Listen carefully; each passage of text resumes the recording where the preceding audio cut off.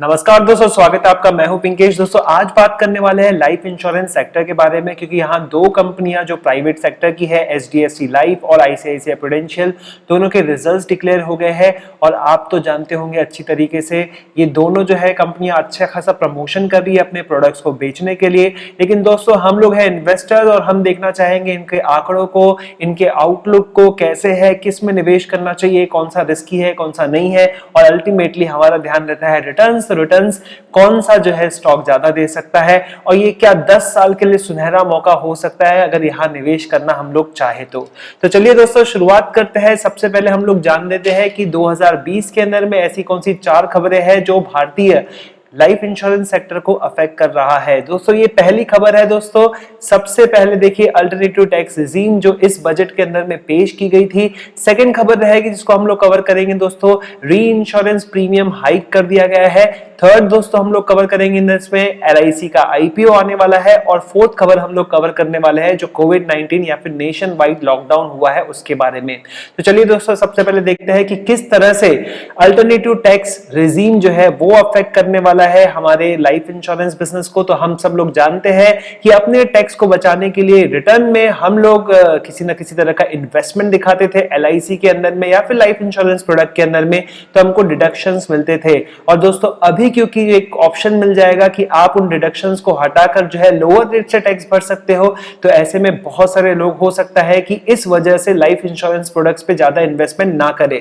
लेकिन दोस्तों क्योंकि लाइफ इंश्योरेंस प्रोडक्ट अब पूरी तरह से इमोशनल गेम हो गया है, it's not just about tax saving, तो इस केस में दोस्तों हो सकता है कि लोगों को टैक्स से जो है ज्यादा मतलब ना रहे। और ये हो सकता है दोस्तों बिकॉज आपको रिटायरमेंट प्लानिंग करनी है या फिर आपके बच्चे के लिए जो है हायर एजुकेशन के लिए तैयारी करनी है या फिर जो है फैमिली का प्रोटेक्शन आपको चाहिए आपकी डेथ के बाद में, तो ऐसे रीजंस की वजह से लोग जो है लाइफ इंश्योरेंस प्रोडक्ट्स को खरीद रहे हैं। तो ऐसा माना जा रहा है कि टैक्स डिडक्शन नहीं मिलेगा, इसके चक्कर में लाइफ इंश्योरेंस लेना लोग बंद कर देंगे एंड ऑल दैट। ये सभी चीजों को जो है थोड़ा दरकिनार किया जा रहा है, इंडस्ट्री एक्सपर्ट्स ऐसा कहते हैं। तो दोस्तों लॉन्ग टर्म इंपैक्ट जो है इस तरह के अल्टरनेटिव टैक्स रिजीम का कम होने वाला है। वैसे भी काफी सारे ऐसे देश है जहां पर इनकम टैक्स में डिडक्शन नहीं मिलता है। अगर आप किसी भी लाइफ इंश्योरेंस प्रोडक्ट के अंदर में पैसा डालते हैं तो भी लोग जो है बहुत ज्यादा लाइफ इंश्योरेंस पॉलिसीज को खरीदते हैं और काफी अच्छा इन्वेस्टमेंट उसके अंदर में करते हैं। सेकंड दोस्तों हम लोग बात करते हैं हाइक इन री इंश्योरेंस प्रीमियम। सबसे पहले री इंश्योरेंस को समझ लेते हैं। जो इंश्योरेंस कंपनी होती है आपको प्रोडक्ट बेचती है, आपको पॉलिसी बेचती है, उसके बाद उन्हीं पॉलिसीज का री इंश्योरेंस करवाती है ताकि उनकी रिस्क कम हो जाए और इस री इंश्योरेंस के लिए उनको प्रीमियम पे करना पड़ता है।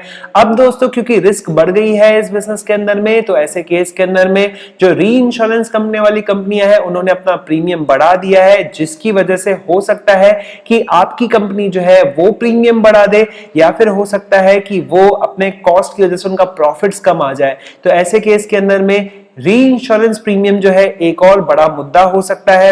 हो सकता है कि इस केस के अंदर में इनका प्रॉफिट्स कम हो जाए या फिर इनके जो पॉलिसी से प्रीमियम है वो बढ़ जाए। और अगर कोई भी चीज ऐसी बढ़ती है तो उसकी डिमांड कम होने की एक्सपेक्टेशंस जो है बढ़ जाती है। तो ऐसे केस के अंदर में कॉस्ट रिड्यूस करने के लिए नेगोशिएशंस कंपनी कर सकती है या फिर इसका पूरा खर्चा जो है कस्टमर के ऊपर में डाला जा सकता है। वैसे दोस्तों सबसे ज्यादा री इंश्योरेंस होता है in the case of protection plan, जैसे कि टर्म इंश्योरेंस वगैरह आता है। आप कई बार यूट्यूब खोलते हैं तब आपको कोई एड आती होगी आईसीआईसीआई लाइफ की या फिर एचडीएफसी लाइफ की, तो ऐसे केस के अंदर में उसके प्रीमियम बनने की एक्सपेक्टेशंस बढ़ जाती है। दोस्तों तीसरी चीज को कवर करते हैं जो कि लाइफ इंश्योरेंस प्राइवेट सेक्टर को इफेक्ट कर सकता है, वो है एलआईसी का आईपीओ। दोस्तों एलआईसी का आईपीओ एक बहुत बड़ा आईपीओ रहेगा। रिलायंस से भी बड़ी कंपनी वैल्यूएशन उसको माना जा रहा है, जहां पे गवर्नमेंट 10% स्टेक बेचना चाहती है, तो ये लाखों करोड़ों रुपए में होगा दोस्तों। लेकिन दोस्तों एलआईसी आईपीओ के लिए अभी थोड़े चैलेंजेस है। जैसे सबसे बड़ा चैलेंज तो ये है कि मार्केट थोड़ा स्लो चल रहा है, ऐसे में कोई भी आईपीओ लाना अच्छी बात नहीं होगी। सेकंड चीज दोस्तों उसका वैल्यूएशन करना इतना आसान नहीं है। 2018 में अनाउंस किया गया था कि 3 गवर्नमेंट इंश्योरेंस कंपनीज को मर्ज किया जाएगा, national insurance company, United insurance company और ओरिएंटल इंश्योरेंस कंपनी, वो अभी तक नहीं हो पाया है। दोस्तों एलआईसी आईपीओ से जो है कई सारे फॉरेन इन्वेस्टर्स इंडिया के अंदर में अट्रैक्ट होंगे। इसके साथ ही साथ जो है हम देख सकते सकते हैं कि प्राइवेट इंश्योरेंस सेक्टर की दूसरी कंपनियां भी अपने आप को लिस्ट करवा सकती है। लॉन्ग टर्म के लिए सभी प्राइवेट इंश्योरेंस के लिए बहुत अच्छा साबित होने की बात कही जा रही है। अभी रिसेंटली एक्सिस ने भी 30% मैक्स इंश्योरेंस के अंदर में खरीदा है। तो दोस्तों यहां पर समझ में आ रहा है कि लाइफ इंश्योरेंस सेक्टर जो है लिस्टेड स्पेस के अंदर में अपना बहुत बड़ा रोल निभाने वाला है आगे आने वाले दिनों के अंदर में। तो दोस्तों यहां पर यह चीज पॉजिटिव मानी जा रही है। चलिए दोस्तों बात करते हैं जो रीसेंट प्रॉब्लम है जिससे आप सब लोग जूझ रहे हैं। पूरा भारतवर्ष का एक भी इंसान ऐसा नहीं होगा जिससे ये तकलीफ नहीं गई होगी। वो है दोस्तों कोविड-19 और उसकी वजह से जो नेशन वाइज लॉकडाउन है, इसकी वजह से लाइफ इंश्योरेंस बिजनेस ही क्या बल्कि बहुत सारे बिजनेसेस के ऊपर में स्पीड ब्रेकर लग गया है दोस्तों। लेकिन ऐसा माना जा रहा है कि इसकी वजह से स्ट्रक्चरल चेंजेस नहीं आने वाले हैं लाइफ इंश्योरेंस बिजनेस के अंदर में। अब चलिए दोस्तों जल्दी से हम लोग देख लेते हैं दोनों स्टॉक से शेयर प्राइस में किस तरह का रिटर्न दिया है पिछले एक साल के अंदर में। तो सबसे पहले देख लेते हैं आईसीआईसीआई प्रूडेंशियल। तो देख सकते हैं दोस्तों अभी उसका प्राइस चल रहा है 384 रुपीस पर और पिछले एक साल के अंदर में इसका रिटर्न बहुत ही अच्छा रहा है क्योंकि कोविड-19 की वजह से काफी सारे शेयर 70-80% तक गिर गए। तो ऐसे केस में 3.99% भी एक अच्छा रिटर्न माना जा सकता है। ये मैं देख रहा हूं दोस्तों टिकर टेप से। तो आप टिकर टेप का लिंक जो है डिस्क्रिप्शन में देख सकते हैं, पिन कॉमेंट में देख सकते हैं। वे हमारे वीडियो के स्पॉन्सर है तो एक बार उसको जरूर विजिट कीजिएगा। दोस्तों सेकंड हम लोग बात कर लेते हैं एचडीएफसी लाइफ की। तो एचडीएफसी लाइफ ने भी देखिए दोस्तों पिछले एक साल के अंदर में 20% का रिटर्न दिया है। अभी इसका शेयर है 486 रुपीस पर।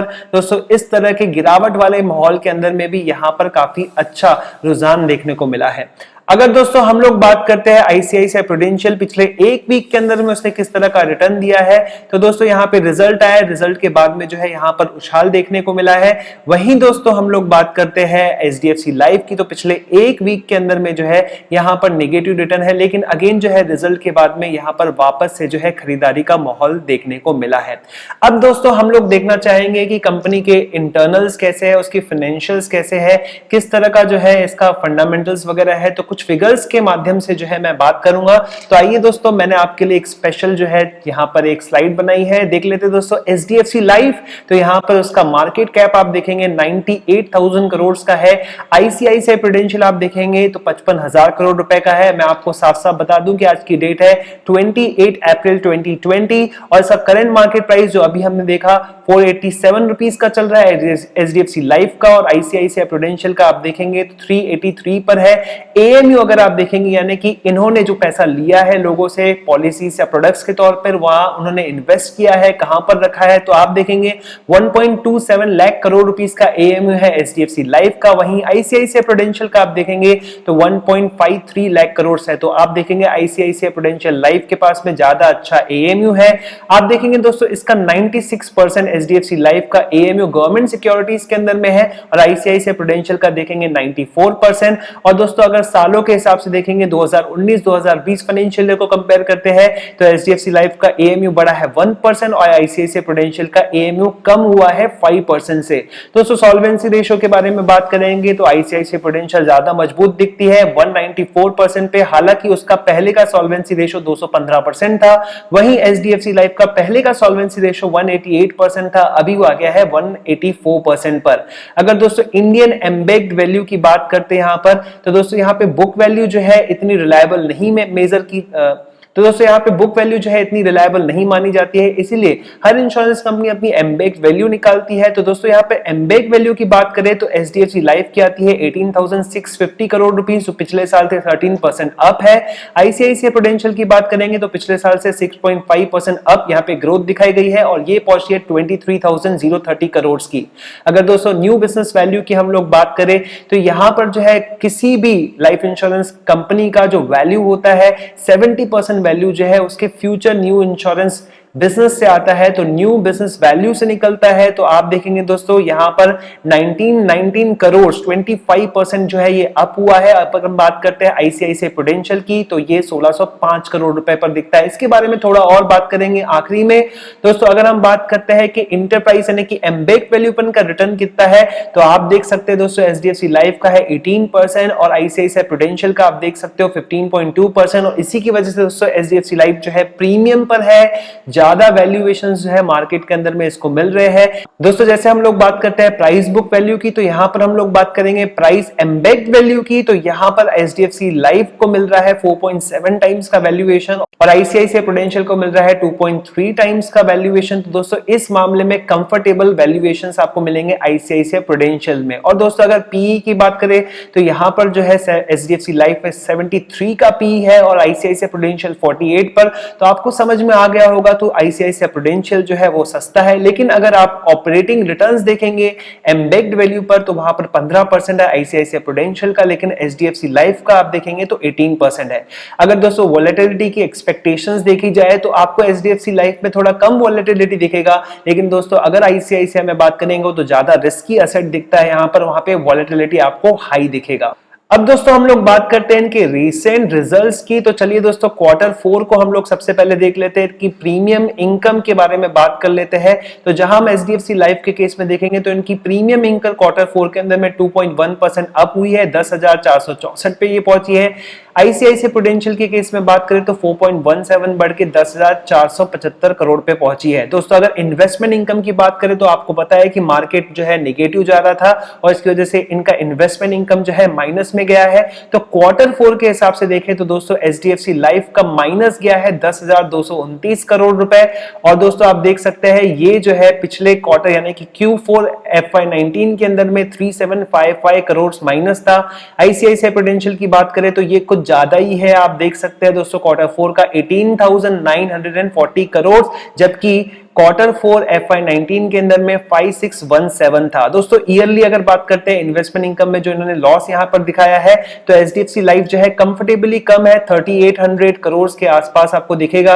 और आप देखेंगे आईसीआईसीआई प्रूडेंशियल के अंदर में तो ये इससे 4 गुना दिखेगा दोस्तों, लगभग 12,117 करोड़ रुपए। तो आप समझ सकते हैं दोस्तों बहुत बड़ा लॉस जो है इन्वेस्टमेंट इनकम के तौर पर आईसीआईसीआई प्रूडेंशियल ने दिखाया है और इसका जो है खामियाजा आप देखेंगे उसके शेयर प्राइस के अंदर में भी। अगर दोस्तों हम लोग इसके ईयरली पैट की बात करते हैं तो एचडीएफसी लाइफ का पैट 1% बढ़ा है, ये बोल रहा है 1295 करोड़ रुपए पर।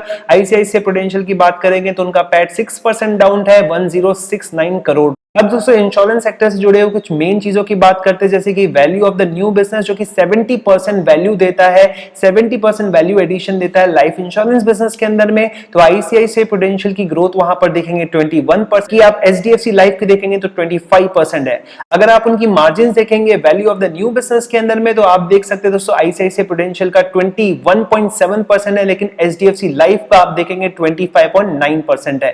दोस्तों अगर आप एनुअल प्रीमियम इक्विवेलेंट आप देखेंगे दोस्तों यहाँ पे दो चीजें कंसीडर होती है, एक होता है प्रोटेक्शन प्लान और एक होता है यूनिट लिंक प्लान।